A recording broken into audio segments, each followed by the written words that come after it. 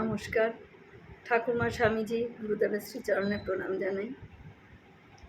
শ্রীরামকৃষ্ণ কথামৃত থেকে কিছুটা অংশ পড়ে শোনাচ্ছি।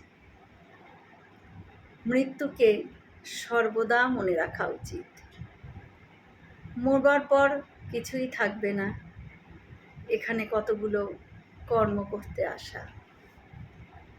যেমন পাড়াগাঁয়ে বাড়ি, কলকাতায় কর্ম করতে আসা, বড় মানুষের বাগানের সরকার, বাগান দেখতে যদি কেউ আসে তো বলে এ বাগানটি আমাদের, এ পুকুরটি আমাদের পুকুর। কিন্তু কোনো দোষ দেখে বাবু যদি ছাড়িয়ে দেয়, তার আমের সিন্দুকটা লয়ে যাবার যোগ্যতা থাকে না। দারোয়ানকে দিয়ে সিন্দুকটি পাঠিয়ে দেয়।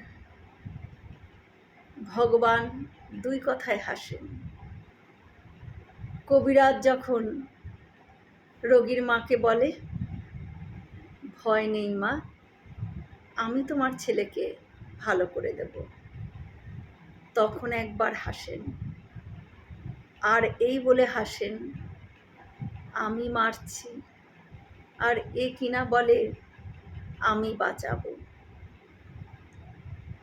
কবিরাজ ভাবছে আমি কর্তা, ঈশ্বর যে কর্তা এ কথা ভুলেই গেছে। তারপর যখন দুই ভাই দড়ি ফেলে জায়গা ভাগ করে আর বলে এদিকটা আমার তো ওদিকটা তোমার, তখন ঈশ্বর আর একবার হাসেন। এই মনে করে হাসেন, আমার জগৎ ব্রহ্মাণ্ড, কিন্তু ওরা বলছে এ জায়গা আমার আর ও জায়গা তোমার। জয় শ্রীরামকৃষ্ণ।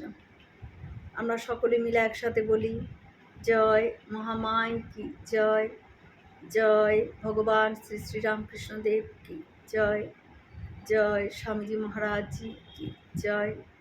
হয়তো অনেক ভুল ত্রুটি হলো, ঠাকুর যেন আমায় ক্ষমা করে দেন। সকলে সুস্থ থাকবেন, আনন্দে থাকবেন। ঠাকুর মায়ের কৃপা দৃষ্টি সকলের উপর বর্ষিত। শুভরাত্রি।